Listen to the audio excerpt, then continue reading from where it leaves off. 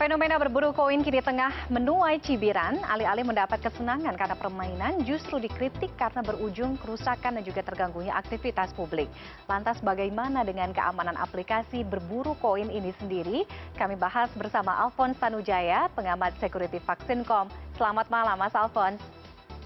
Selamat malam Tiffany. Oke, Mas Alphonse ikut main juga berburu koin? Mau tidak mau harus mencari tahu. Jadi bagaimana cara kerjanya, terus apa manfaat apa mudaratnya. Nah, oke, manfaat atau mudaratnya, cara kerjanya. Kita melihatnya sedang ramai. Di luar adanya potensi dan juga laporan gangguan keamanan yang terjadi di ruang publik, kalau dari kacamata keamanan siber untuk permainan berburu koin ini, bagaimana Mas Alphonse? Kalau dari sisi kacamata keamanan cyber ya, jadi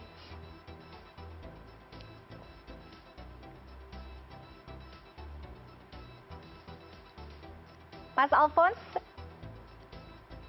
nampaknya mengalami gangguan komunikasi.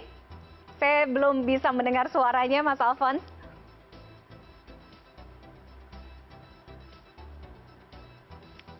Oke, nampaknya kami masih mengalami gangguan komunikasi dengan Mas Alphonse Tanujaya. Kita akan coba kembali untuk menghubungi Mas Alphonse ya. Baik, namun sebelumnya kita akan lihat dulu masih terkait dengan fenomena atau bagaimana kehebohan terkait dengan permainan berburu koin ini yang juga mendapatkan sorotan dari warganet di sosial media. Kita akan lihat seperti apa komentarnya. Saya akan buka terlebih dahulu dari akun @gervinunited berkomentar, jadi koin jagat ini yang sedang ramai ini ingat gak dulu mirip Pokemon Go ya. Nah, selanjutnya ada dari @fansguy. Setelah Pokemon Go terbitlah koin jagat, kira-kira mungkin setelah ini ada permainan apa lagi ya?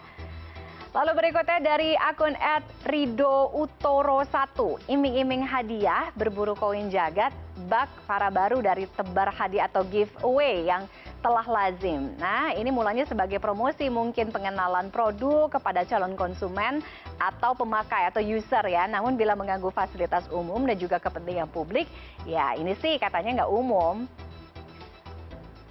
Baik, kita masih akan kembali menghubungi Mas Alphonse. Mas Alphonse sudah bisa mendengar?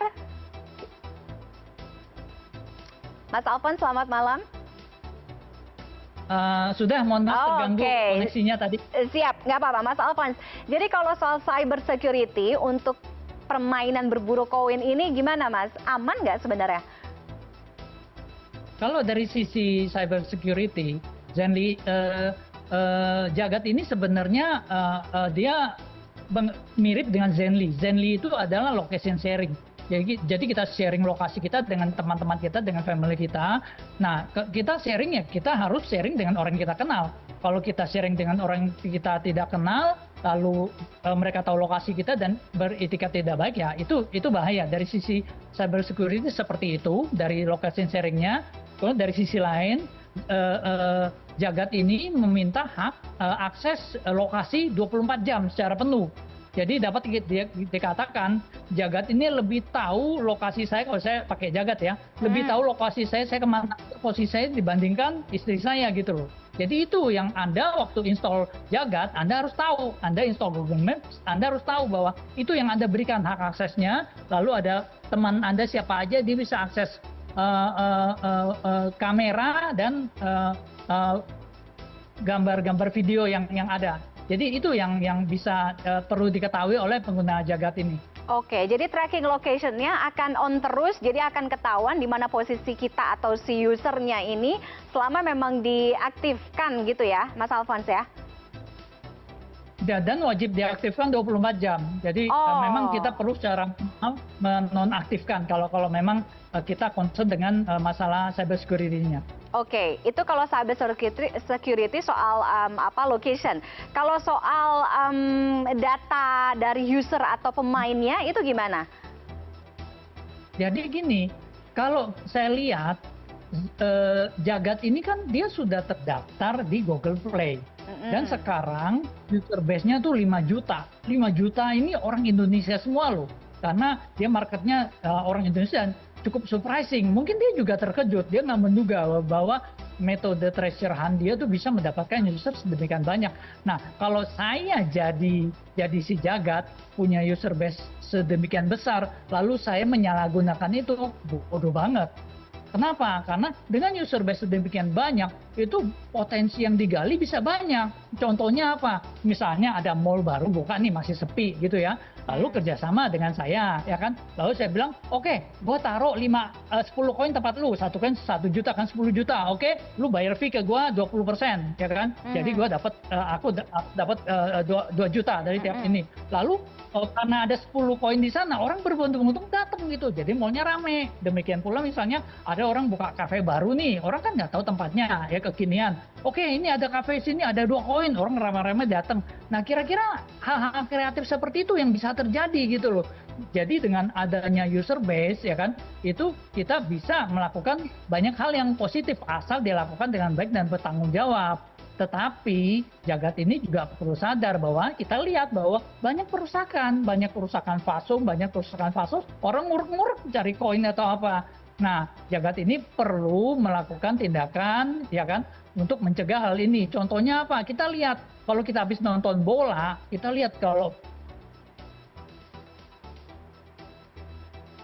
penonton bola Jepang itu yang lain bubar, berlomba-lomba untuk kampanye gitu loh. Nah, jadi jagat ini kalau melakukan event juga, ya sesudah mereka lakukan itu, cobalah lakukan pembenahan. Kalau ada yang rusak, kalian ganti. Ada rumput hancur, kalian ganti. Dan lakukan ini supaya tidak terjadi lagi. Gimana metodenya gitu loh. Kira-kira hal ini yang perlu diperhatikan.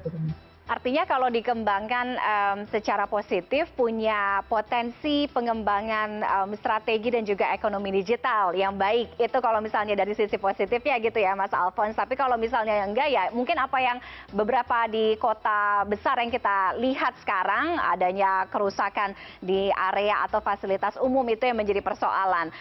Mas Alphonse, kalau kita flashback beberapa tahun yang lalu, dulu juga sempat ada fenomena Pokemon Go. Bukan hanya di Indonesia tapi juga di negara besar kayak Amerika tuh juga ramai banget gitu. Nah, melihat ini sama atau enggak sih gitu. Dan kalau seingat saya kalau dulu kan Pokemon Go ancaman sibernya lebih tinggi risikonya, ya kan, peretasan data pribadi dan lain sebagainya. Oke, jadi si jagat ini memang benar. Ini sangat mirip dengan Pokemon Go. Konsepnya sama, malah dia lebih real ke dunia nyata. Kalau Pokemon Go, kita cuman dapat Pokemon baru, bisa upgrade Pokemonnya, bisa berantem, semua di dunia virtual. Nggak ada yang masuk ke dunia nyata. GPS-nya aja yang nyata, tapi sebenarnya nggak benar-benar ada. Nah, kalau jagat ini kira-kira dapat duitnya beneran. Ada fisiknya, kamu dapat koinnya. Nah, jadi hal itu yang membedakan. Konsep dasarnya sama, pakai GPS location, lalu kita buka aplikasi jagat ini, akan ketahuan. Hari ini di GBK ada 20 koin, semua langsung nyerbu GBK. Hari ini di taman ini ada 10 koin gitu, semua langsung nyerbu. Nah, hal seperti itu yang kita lihat bahwa ini sekarang kita komunikasi dengan Gen Z nih, caranya udah beda gitu loh. Jadi jangan yang kita sebagai baby boomers atau Gen Y, lalu maunya komunikasi cara kita. Padahal mereka nggak mau dengar gitu loh. Maka kita perlu juga adapt, kita melihat, tapi kita juga membimbing. Jangan sampai lu mesti tanggung jawab, lu merusak fasos, lu mesti perbaiki dan jangan ulangi lagi. Metodenya benerin supaya nggak terjadi lagi gitu loh. Timbulkan simpati. Lalu positifnya gitu loh. Jadi kekuatan 5 juta user ini yang saya yakin dalam waktu singkat akan bertambah ini, pakai untuk, nih ada tempat wisata lagi sepi, taruh di situ koin 10 biji, jadi ramai tempat wisatanya, ada apa. Jadi hal-hal seperti itu yang perlu dipikirkan daripada negatif terus gitu loh. Oke. Kalau kita masuk ke dunia digital, dunia virtual gaming, dunianya Gen Z, ini kan berkembang pesat. Seiring dengan perkembangan ini juga ada selalu potensi risiko. Kita berbicara mengenai potensi risikonya mungkin terkait dengan keamanan sibernya. Nah, bagaimana kemudian kita bisa mengawasi atau melakukan pengawasan terhadap perkembangan virtual gaming dan juga kerentanan risiko bermain itu sendiri, Mas Alphonse sekarang? Jadi ada pihak berwenang dari pemerintah memang harus aktif. Di sini kami lihat dari kepolisian juga mereka berusaha berkomunikasi. Dari Komdigi juga berusaha berkomunikasi. Saya dengar sih besok udah dipanggil si Jagatnya. Dan sebagai informasi, ini juga merupakan evaluasi untuk kita juga. Bagi saya tamparan. Kenapa? Ini yang bikin aplikasi ini bukan orang Indonesia loh, ini dari Singapura. Jadi aplikasi Jagat ini yang bikin Singapura. Jadi kok malah untuk ngegarap market Indonesia kok malah orang luar, kok malah orang Indonesia kalah kreatif gitu. Saya agak malu gitu loh. Tetapi nggak apa-apa, kita harus belajar dari hal ini. Jadi dari Komdigi melihat dari sisi digitalnya. Kalau misalnya terjadi ada pelanggaran atau apa, ya mereka yang pegang lehernya kok. Dia bilang blokir ya blokir. Langsung tuh 5 juta user nggak ada gunanya tuh. Jadi harusnya si Jagat ini harus takut sekali sama Komdigi.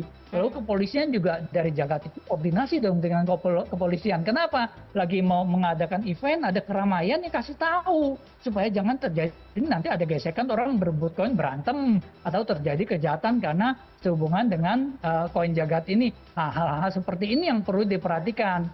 Dan kalau memang ini bisa dijalankan dengan baik, potensi 5 juta user ini yang bisa berkembang besar ini tinggal diarahkan. Ini ada tempat wisata baru, ada tempat nongkrong baru yang hype atau apa. Nah itu kan dengan biaya sangat murah itu bisa digunakan dan sangat kreatif. Dan itu mencapai Gen Z ya sekarang begitu caranya. Nggak bisa kamu promo di TV, promo di mana itu mereka udah nggak nonton lagi kan. Oke. Untuk masyarakat sendiri bagaimana ini sebagai bentuk preventif dan juga antisipasi ketika kita bermain di ruang digital, virtual gaming, apa yang harus kita perhatikan sehingga kita bisa meminimalisir risiko-risiko ancaman keamanan siber, peretasan data pribadi dan lain sebagainya, Mas Alphonse?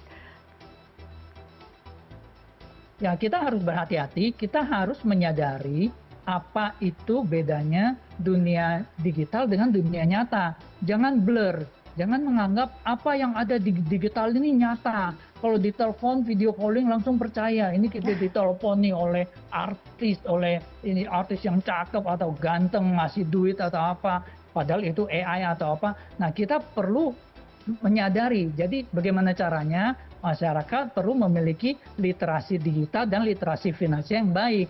Kalau dengan literasi digital yang baik, mereka akan tidak mudah untuk ditipu. Lalu amankan aset digital dengan baik. Jadi amankan username dan password, lalu aktifkan two-factor authentication untuk akun-akun pentingnya sehingga nggak bisa dibajak atau disalahgunakan. Lalu sehubungan dengan penggunaan aplikasi ini, ya hati-hati. Kamu nambah teman boleh, tapi kamu mesti bedain teman di virtual dengan teman nyata itu.